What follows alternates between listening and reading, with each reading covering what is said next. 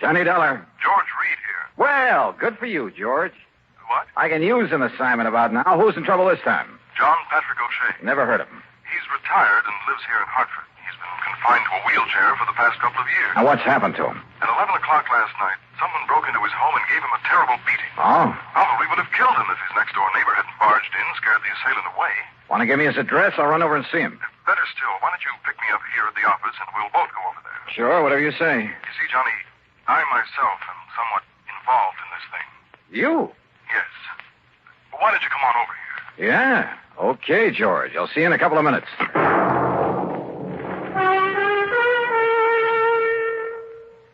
And now, Act One of yours truly, Johnny Dollar.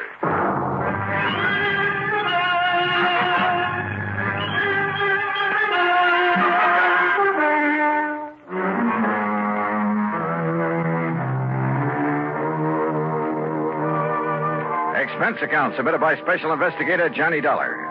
To Floyd's of England, North American Office, Hartford, Connecticut. Following is an account of expenses incurred during my investigation of the wrong man matter.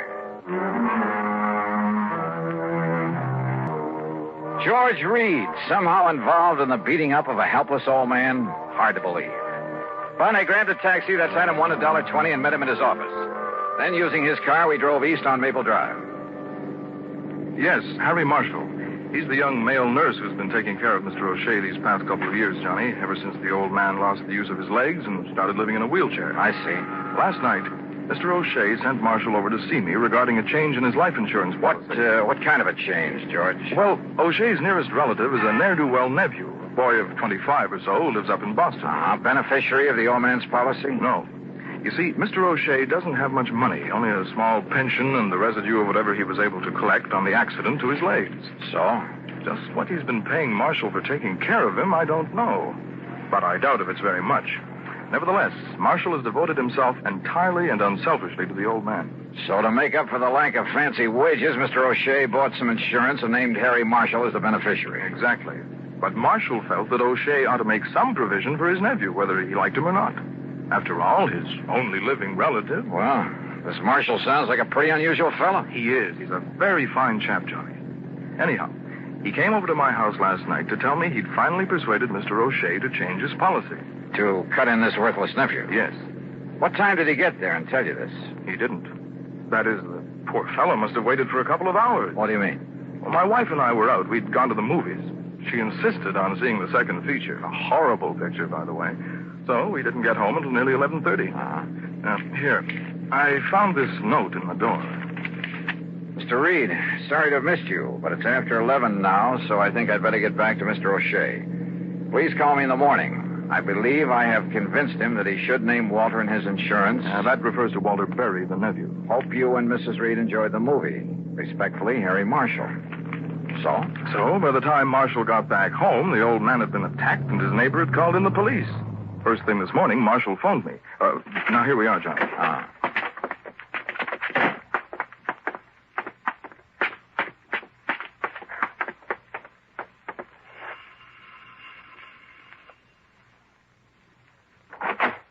Oh, Mr. Reed, I'm glad you were able to come.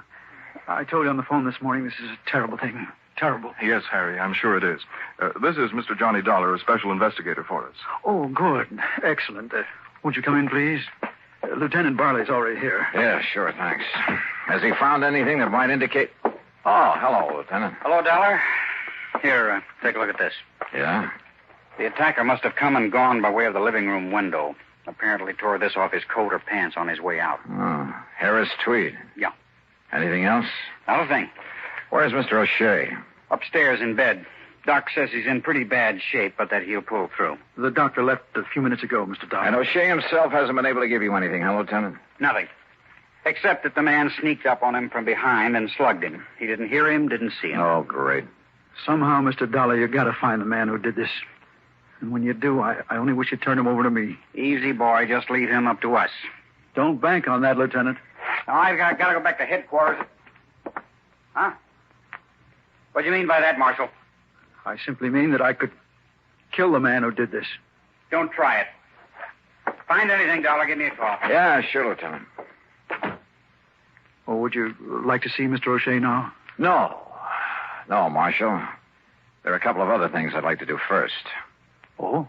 What, Johnny? Let's just sit down here in the living room and talk for a few minutes. You have some idea? Yes, Mr. Dollar. No, I didn't say that. But come on. Let's sit down and talk.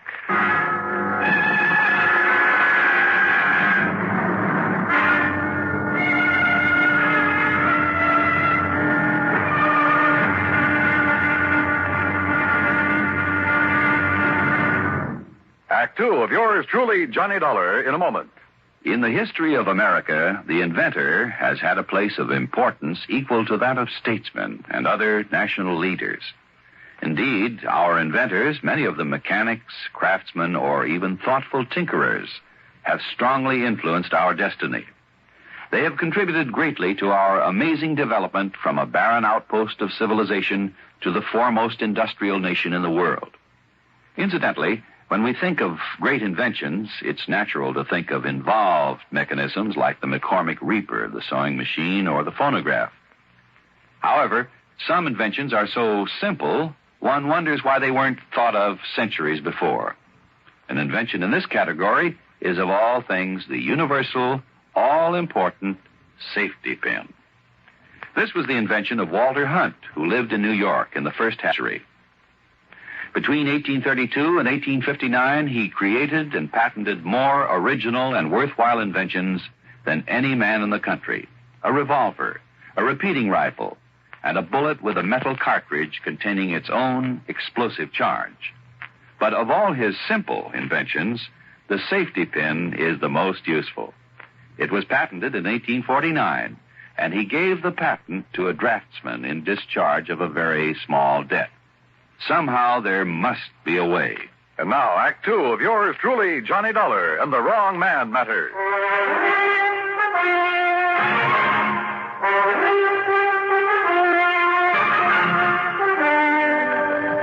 Now, what time did you leave this house last night, Marshal?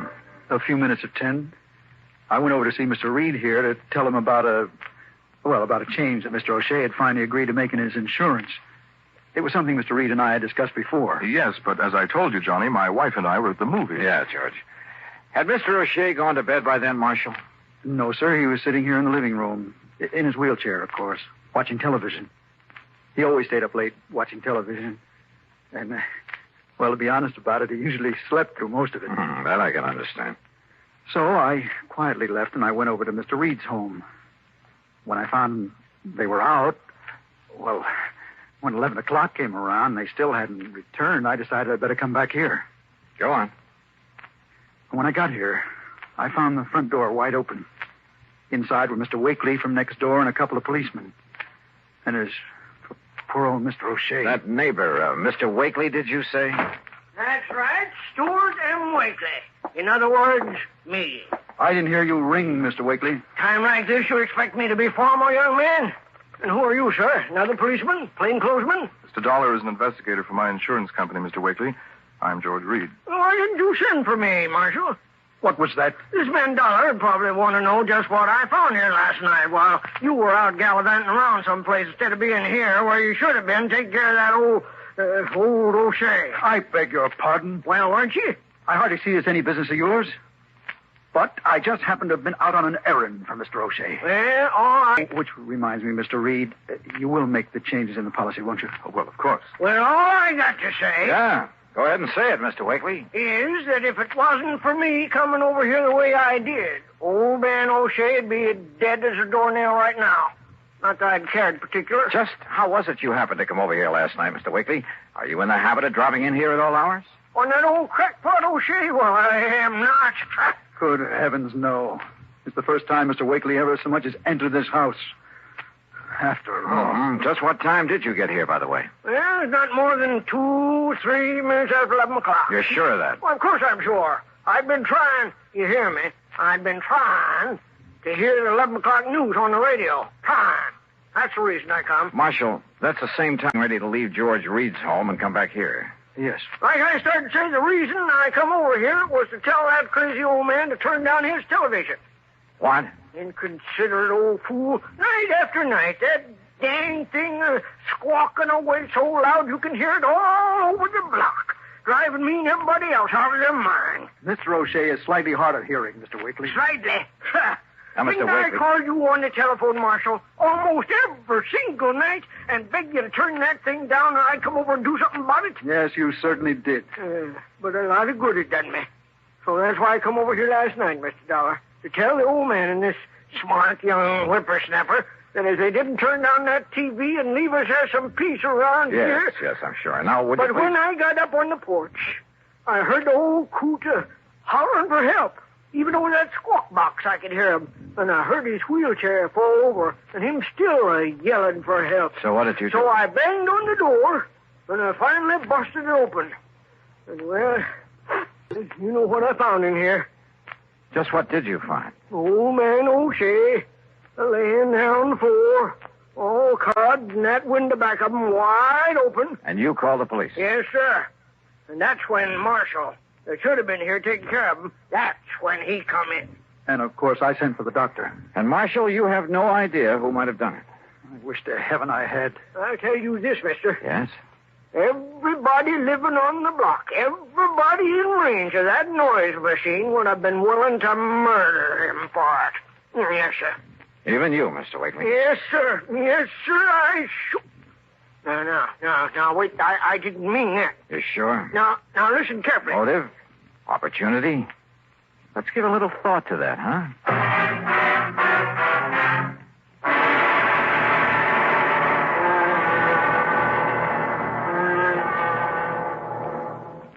We'll return to Johnny Dollar in a moment. The two men approach each other. Cautiously. Intently. A fearful murmur sweeps through the crowd. Women and children scurry for cover. The two men stop about 30 paces apart. Silence fills the street. Each man's hand hovers over the pearl handle in his holster. And at an unheard signal, pistols are drawn. 2 shots ring out. And one man falls to the dusty street, dead. The hero holsters his weapon and ambles toward the saloon. Thus ends or begins the great source of American entertainment, the Western. Although glamorized now, the six-shooter did play an important part in the settling of the West.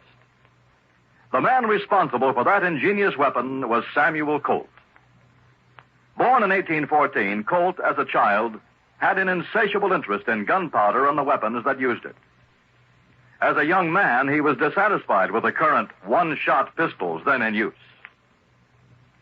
One day he remembered a sea voyage he had taken when he was 13, and how he had been fascinated by the ship's paddle wheel. Why not use a similar wheel in a pistol?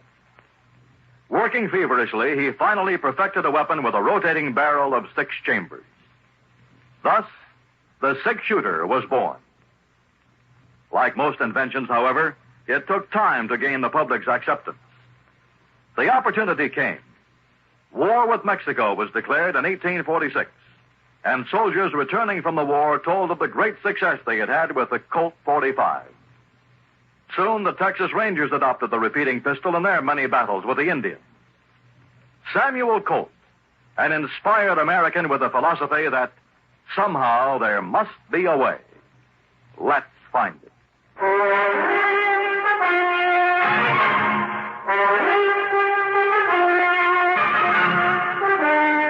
Now listen, you. I don't know what you're trying to prove. I mean about me, but I warn you, Dollar. Warn me, Mr. Wakely? That's right. You accuse me of anything, I'll make you mighty sorry you did. You see what I mean? Johnny. Good heavens. Oh, no, wait a minute. Have you got a license for that thing, Mr. Wakely? You bet I have, ever since I was a bank messenger. And if you think I wouldn't use it to protect myself... Or to quiet an old man who was disturbing you? Stop talking like that. But then when you realized you'd gone too far... Shut up! Okay. Just take it easy and let me have that. Sorry. Good Lord. Mr. Dollar. Mr. Dollar, if he is the one... All right, take it easy. I'll kill him. Oh, no, you won't, George. Yes, John. Call Lieutenant Barley to come back here and take over. Yes. And, Marshal, you keep an eye on Wakely while I go up and talk with Mr. O'Shea. Don't worry, Mr. Dollar. And that means don't lay a hand on him. Even after what he's done? That's right. But listen... We haven't proved anything But yet. good heavens, Look, man. I'm in charge here now, and you'll take orders from me, understand? Well? Yes, sir. All right. I started up the stairway, hoping Mr. O'Shea would be in condition to talk. But then, suddenly, something I'd overlooked from the very beginning. Hey, George, come here a minute, will you? Yes, Johnny. Come here. Hey, look, tell me one thing before you make that phone call. Yes? Just when did you and your wife decide to go to that movie last night? What? Well, come on. Well, it was after dinner. We had no other plans. We weren't expecting any... Now, what does that mean? Plenty, George. Plenty.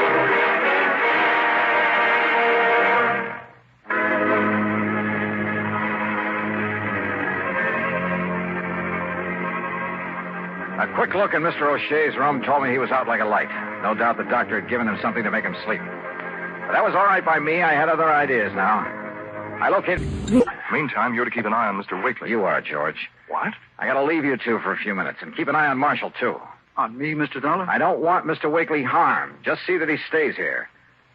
Marshall, if I come back and find that you've so much as touched him... I gave you my word. Okay. See that you keep it.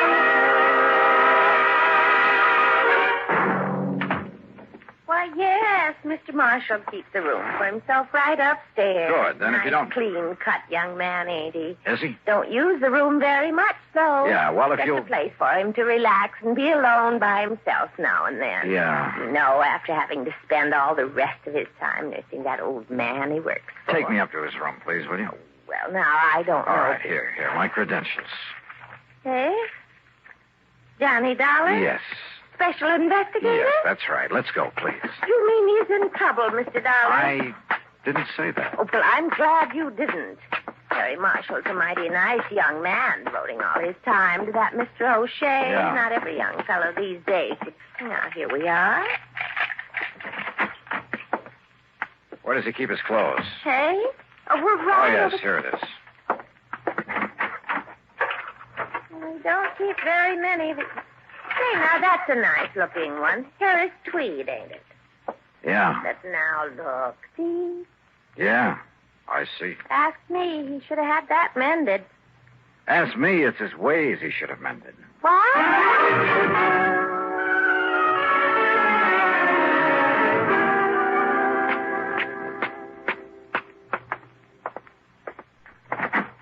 Dollar, where you been? On a little errand, Lieutenant. Just got back here myself. And I see you've nailed down the man we're after. I mean, nailed him down. Wakely's still out cold. Oh, I just started to tell the lieutenant what went on here, Mr. Dollar. I must say I wouldn't have suspected him. Well, I guess there's no question, is there, Mr. Yeah. Huh?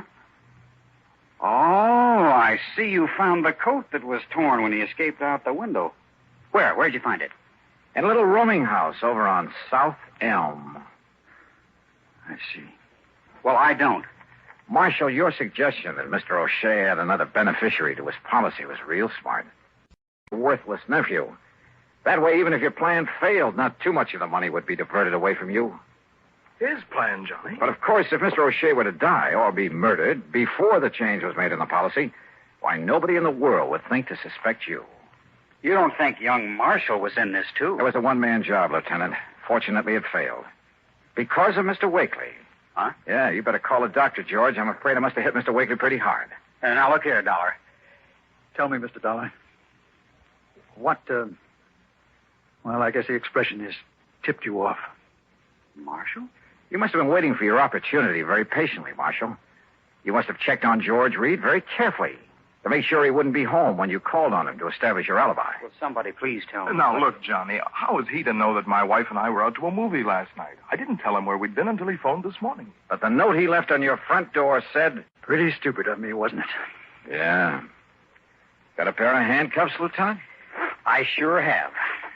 They won't be necessary. Congratulations, Mr. Dollar.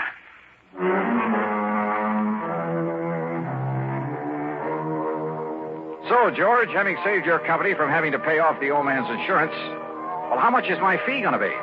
If it's big enough, of course, I'll forget all about the... Wait a minute.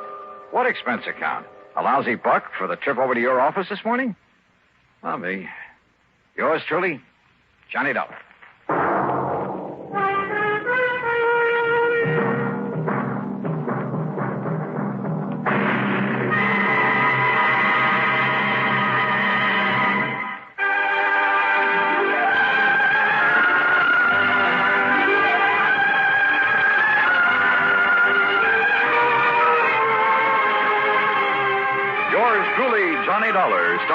Bob Bailey, originates in Hollywood and is written, produced, and directed by Jack Johnstone.